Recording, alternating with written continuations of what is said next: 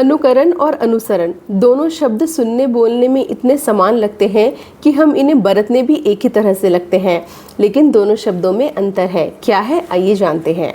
इसके लिए पहले हम अनुकरण शब्द को लेते हैं और इसके टुकड़े करते हैं, तो हमें मिलता है अनुपसर्ग और क्रिय धातु। अनुपसर्ग का अर्थ होता है पीछे, जैसे सीता जी श्री राम की अनुगामिनी थी, अर्थात वे उनके पीछे पीछे वन गई।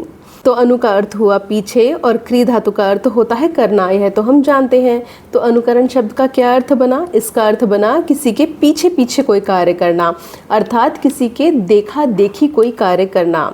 यदि मैं कोई पेंटिंग या कलाकृति देखूं और उसे देखकर वैसी ही बनाने की कोशिश करूं, तो यह उसका अनुकरण है। तब ऐसी पेंटिंग या कलाकृति कहलाएगी अनुकृति या फिर रेप्लिका। अब अनुकरण शब्द का लाक्षणिक अर्थ क्या हुआ? इसका लाक्षणिक अर्थ हुआ नकल करना। तो जब हम किसी व्यक्ति के रंग ढंग, हाव भाव, रहन सहन की नकल करते हैं तो उसे उसका अनुकरण करना भी कहा जाता है।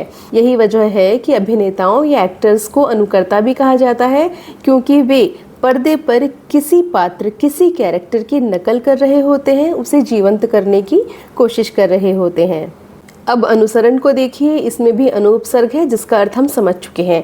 साथ में है श्री धातु। श्री का अर्थ होता है आगे बढ़ना, हिलना डुलना, प्रगति करना।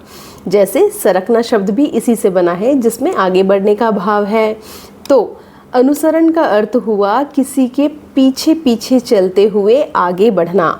जब हम किसी व्यक्ति को किसी क्षेत्र विशेष में बहुत आगे बढ़ा हुआ पाते हैं और प्रेरित होकर स्वयं भी वहीं पहुंचना चाहते हैं, तो उसके दिखाए मार्ग का अनुसरण करते हैं, उसके दिखाए मार्ग पर चलते हैं, धीरे धीरे आगे बढ़ते हैं। तो कोई व्यक्ति जो आपसे आगे जा रहा है, लक्ष्य बनाकर उसके पीछे पीछे जाना, उससे कुछ सीखते समझते हुए आगे बढ़ना कहलाता है अनुसरण।